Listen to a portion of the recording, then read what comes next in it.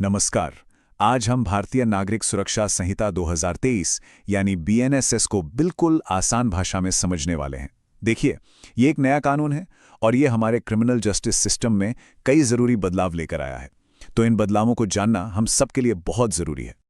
अच्छा, एक सवाल जो अक्सर हमारे मन में आता है वो ये है कि भाई अगर कोई जुर्म होता है तो उसका केस आखिर किस अदालत में चलेगा।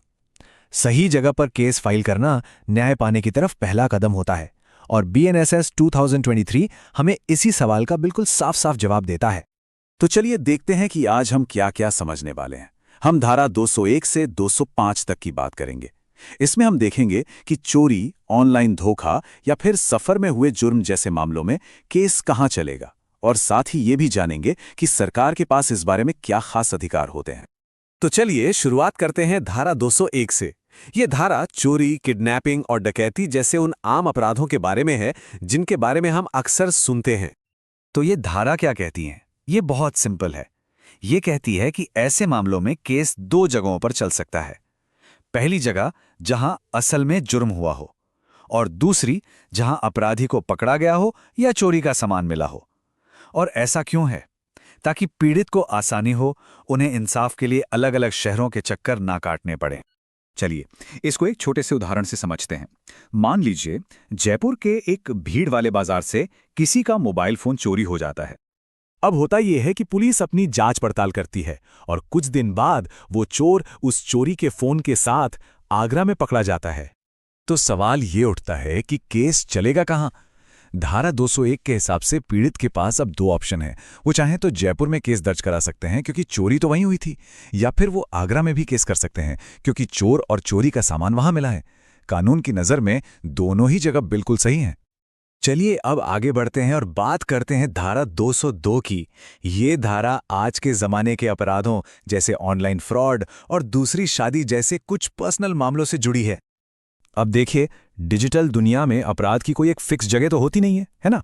तो कानून को भी थोड़ा फ्लेक्सिबल होना पड़ता है। इस धारा के मुताबिक अगर किसी के साथ फ़ोन या ईमेल पर कोई धोखाधड़ी होती है तो केस वहां चल सकता है जहां से वो मैसेज भेजा गया था या फिर जहां उस मैसेज को रिसीव किया गया।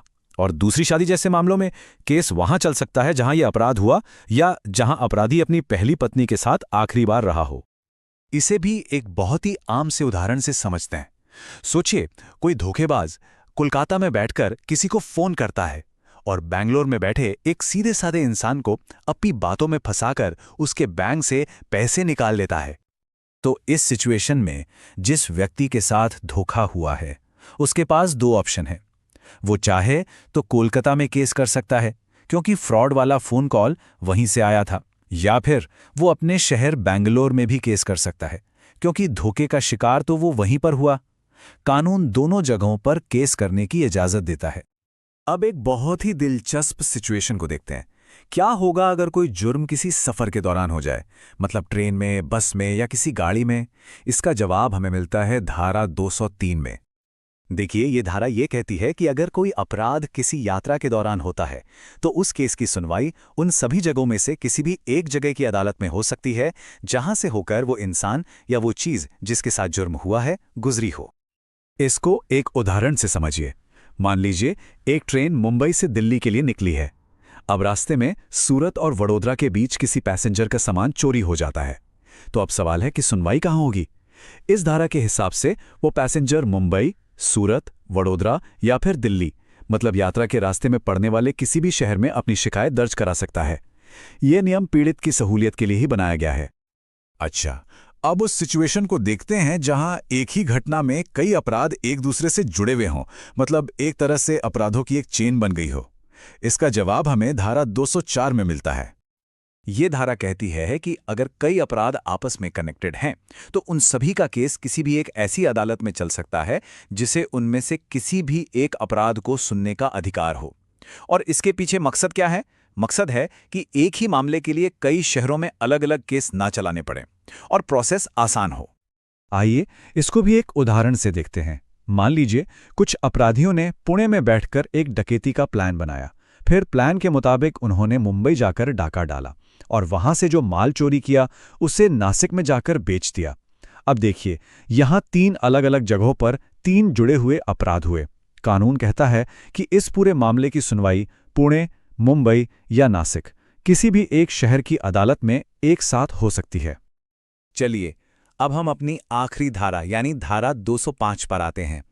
ये धारा राज्य सरकार को अदालतों के अधिकार क्षेत्र के बारे में एक स्पेशल पावर देती है। यह धारा राज्य सरकार को यह पावर देती है कि वो ये निर्देश दे सकती है कि किसी एक जिले के मामलों की सुनवाई किसी दूसरे सेशन डिवीजन में की जाए। बस शर्त इतनी सी है कि यह निर्देश हाई कोर्ट या सुप्रीम कोर्ट के किसी आदेश के खिलाफ नहीं होना चाहिए। ये एक खास पावर है जिसका इस्तेमाल अक्सर निष्पक्ष सुनवाई को सुनिश्चित करने के लिए किया जाता है। तो हमने 5 बहुत जरूरी धाराओं को समझ लिया है जो हमें ये बताती हैं कि किसी क्रिमिनल केस की सुनवाई आखिर होगी कहाँ। चलिए अब एक बार फटाफट से इन सारी मुख्य बातों को दोहरा लेते हैं ताकि सब कुछ अच्छे से याद रहे।